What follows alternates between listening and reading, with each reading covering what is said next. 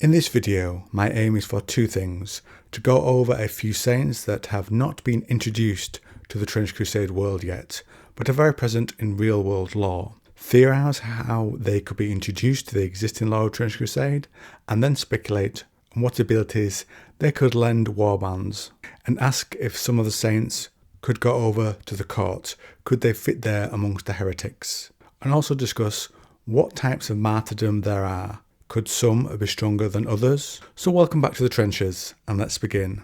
The first I want to discuss is Saint Bartholomew. He was a disciple, very close to Jesus, and he had a very nasty martyrdom. According to holyart.co.uk, he was captured by pagan priests while travelling to spread the word of Christ in distant lands, and was flayed alive by them. Being flayed is when skin is taken off a body.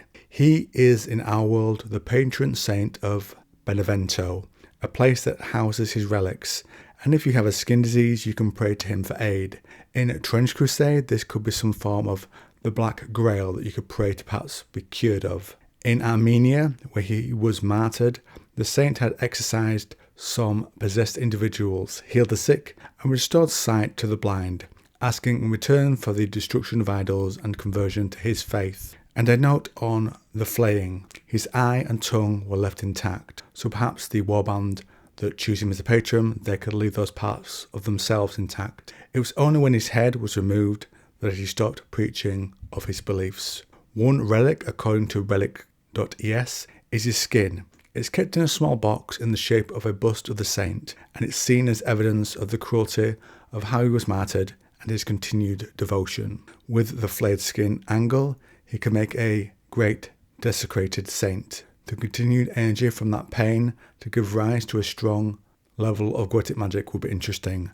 And if he is the saint of a warband, I can imagine them all copying his final moment and flaying themselves to some degree or other to strengthen their patronage and tie to him.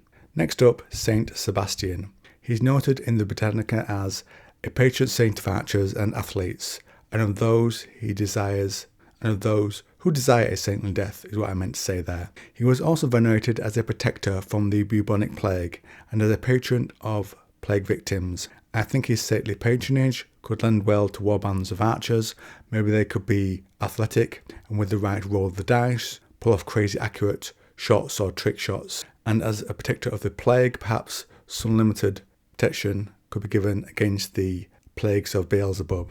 This guy is also a double martyr. Britannica tells the tale like this: when it was discovered that he was a Christian who had converted many soldiers, Sebastian was ordered to be killed by arrows. The archers left him for dead, but a Christian widow nursed him back to health. He then presented himself before Diocletian, who condemned him to death by beating. His body, thrown into a sewer, was found by another pious woman who dreamed that Sebastian told her to bury his remains near the catacombs. He of course has relics, and these have been dispersed around several churches. I also have to mention that after his death, a cult sprung up around him, which exists through to our modern world. This would reflect within the Trench Crusade, with many glorious pilgrims following his way. That faction would make an interesting counter to the forces of the Lord of the Flies. Perhaps they could fight in some limited way the Black Grail. Next we look at Saint Denis of Paris. He was the first bishop of Paris, a martyr and a patron saint, and he was martyred by a Roman emperor, though we don't know which one exactly. There's possibilities of two. The reason I put him here is the legend of his martyrdom. The Britannica tells it thus: a legend recorded in the 9th century recounts that Denis, or Denise perhaps, if you want to say it that way, was beheaded on Montmartre, and that his decapitated corpse carried his head to the area northeast of Paris, where the Benedictine Abbey of Saint Denis was founded. This fits well with the heretic Chrysta of the court of the seven-headed serpent. They enter the lake of fire, and the law states some are reborn after 9 days, lifting their own severed heads, and as they held aloft, those heads sing their agonizing hymns. The minds of their enemies are filled with visions from the pits of hell, weakening both resolve and strength of those unfortunate enough to hear the dire song of a Chrysta. What if the saint was desecrated and turned into a desecrated Saint Chrysta? So a combination of both ideas there. Next up, Saint Catherine of Alexandria. And when others tried to get to her to break from her faith, she refused, and as told to us on Catholic.org, the Emperor angrily ordered her to be executed on a breaking wheel. The breaking wheel is an ancient form of torture where a person's limbs are threaded amongst the spokes and their bones are shattered by an executioner and a heavy rod. It is a brutal punishment that results in a slow and painful death, normally reserved for the worst criminals. When Catherine was presented before the wheel, she touched it, and a miracle occurred that caused the wheel to shatter. Unable to torture her to death, the Emperor simply ordered her beheading. A short story aside here, that in the UK, I'm not sure what they're called elsewhere, but here in the UK, we have a firework that's circular and that spins round when lit, and that's called a Catherine wheel. I wonder if that's somehow named after her, which would be quite strange. Anyway, the Catherine wheel is something wielded within Trench Crusade by shrine anchorites. It said in combat they wield adamantine Catherine wheels of massive proportions, which they used to crush sinners and heretics into a pulp, stringing them upon the wheel as a warning to others. So a real easy connection would be to link a band of Trench Crusade pilgrims to St. Catherine and have their power be to follow in a weg, to sacrifice and martyr themselves on the wheel of a shrine anchorite, to empower it, or them maybe. And maybe also, if they do particularly well, they could be reborn, to do it again, or the wheel could shatter. Now to discuss different types of martyrdom. According to alicia.org, these are defined as white martyrdom. It's typically defined as being persecuted for the faith, but never shedding any blood. It consists of an effort to live a life boldly aligned to Christ, yet never being asked to die for it. Green martyrdom, on the other hand, is more specific and focuses on extreme penance and fasting out of love for God.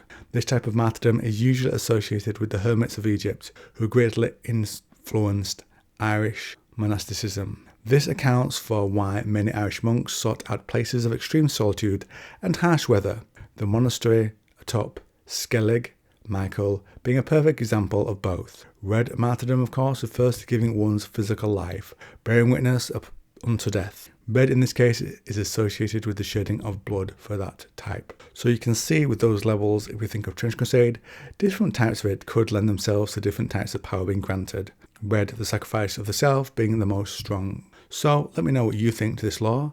Until I was looking up each of the saints, all of whom would be red martyrdom, I had no idea there were those different levels. Which of these saints would you like to see brought into the law? Or are they already? Have I missed that somehow? Or would you use them in a homebrew way? I'm sure there are hundreds that have not been covered in this video, and it's a topic I'll make sure I return to from time to time. There are obviously mentions of many saints within the Trench law already.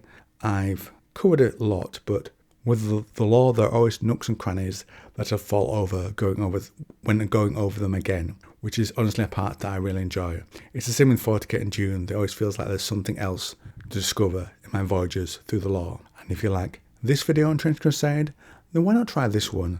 And if you want a lot of Trench Crusade videos, there is a playlist of them all in the channel, and there's quite a few now at this point. I also cover 40k, which shares a lot of real world DNA with Trench Crusade, and there are two playlists for that on the channel.